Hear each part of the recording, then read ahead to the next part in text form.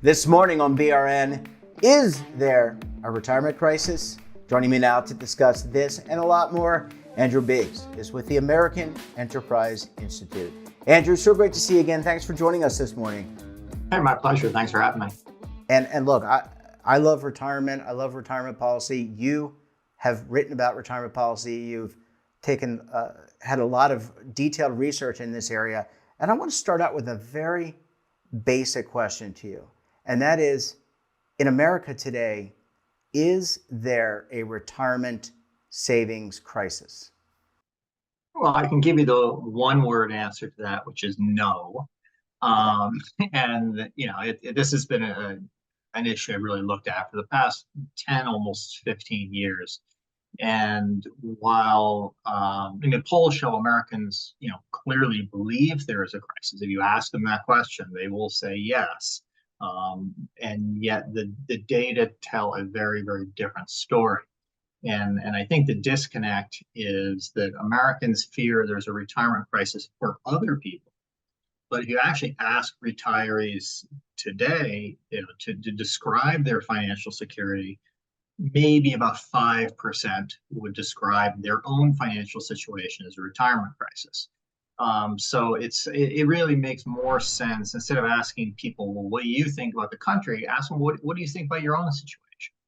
And when you do that, it's a much more positive picture. And the other data back that. If you think of the things that we always tell people they should do to have a secure retirement, by and large, we're doing them. You tell people, okay, they should sign up for a 401k plan.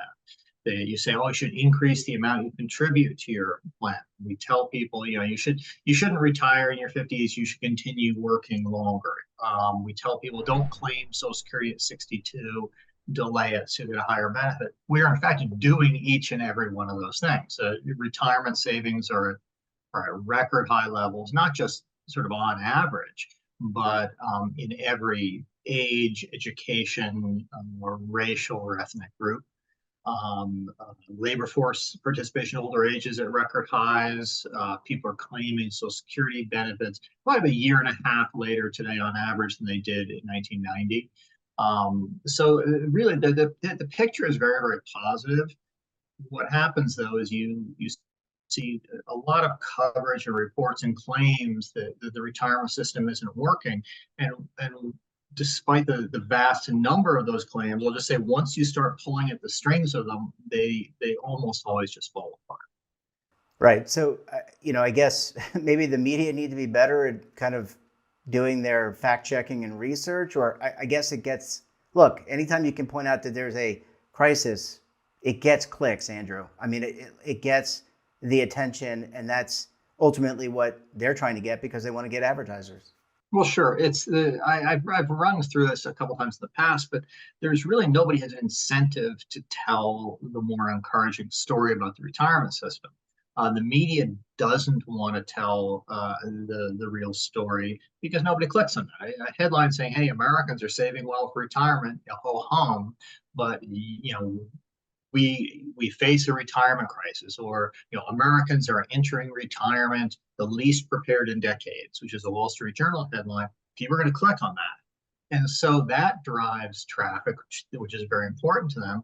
At the same time, at the political level, you have a lot of people who are skeptical about private retirement savings. They see what can go wrong rather than what can go right.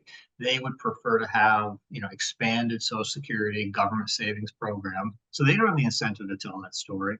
And to be honest, I think even on the industry side, they often don't, in the sense that they may think that it makes more sense to scare people a little bit into saving more than to say, look, our product really works. They've got something to sell and they want to sell it. And I'm not accusing the industry people of dishonesty. I'm just saying that you need to take all of this into account. I mean, when you really look at it, the data do speak for themselves. Yeah. Andrew, we just celebrated ERISA's the passage of ERISA's 50th anniversary. I'm not sure many Americans actually know that. But we've had the Pension Protection Act in 2006, and we just passed, not we, Congress, the president just signed into law, Secure and Secure 2.0. All that being said, it has improved the retirement system. Are there areas that where you would further improve the retirement system to better serve Americans? For example, coverage, getting more people involved. Sure. Well, I think it's interesting to start with a reference to ERISA. Participation in traditional defined benefit pensions in the private sector peaked in 1974, 1975. And so you're really looking at half a century ago. And since then, it's been declining steadily. At the same time, you'll often hear in studies or reports, as America transitions from traditional pensions to retirement accounts, what's going to happen? There was never a time, even at the peak, when majority of private sector workers had a DB plan. In 1974, I think it was 39% participation among private sector workers. And of that group, because the pre-ERISA vesting rules are very strict, literally 9 out of 10 did not collect their benefits. So, you look back and you say, well, how come employers were willing to offer these plans? Well, because they didn't really have to fund them because the pre-ERISA funding rules were weak, and they didn't have to pay you a benefit. So, well, sure, they're going to do that. But what you find is that the shift from traditional pensions to retirement accounts, principally 401ks, has been a positive one for retirement savings. Employers are much more willing to offer a retirement account than they are to offer a DB plan. I've done a lot of work in the DB side, and managing one of those things is very difficult. Similarly, with retirement accounts, 401ks, both the employer and the employee pay in. So if you can go to Department of Labor data and look at contributions to retirement plans, and you take total contributions as a percentage of total wages, and that's up by something like 50% since the mid-1970s. And mid-1970s, a little under 6% of wages going into retirement plans. Today, it's somewhere over 9%. So we're saving 50% more for retirement today than we did back in this supposed golden age. And I really do think it's interesting to look at the improvements in retirement accounts along the way. You mentioned some of the legislation that has occurred, but it's often what happened there was you were sort of enabling things that the providers wanted to do. Something like automatic enrollment was tough to do before Pension Protection Act. And you allowed them to do things they want to do. They want to innovate. They want to control costs. They want to make things easier. The issues people would raise with 401ks when I was much younger, of people don't often sign up for their plan, or they don't know how to rebalance their investments. That's largely been solved. Yep.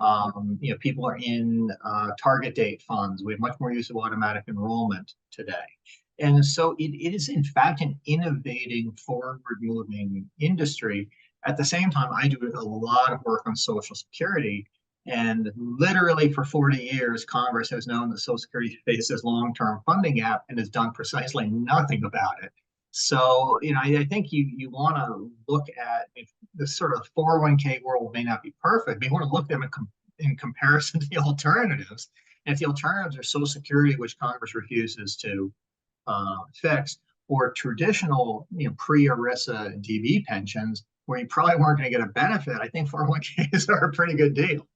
Yeah, I think you make some really important points there, and I'm hopeful that we'll bring you back. We'll have to tell more of these stories, because I think, to your earlier point, I think that a lot of these positive successes, maybe they don't sell well to drawing in an audience, but they do sell well if you want to save for retirement in your future. Andrew, we're going to have to leave it there. So great to see you again. Thanks for joining us, and we look forward to having you back on the program again very soon.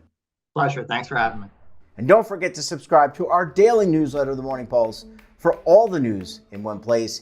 Details are at our website.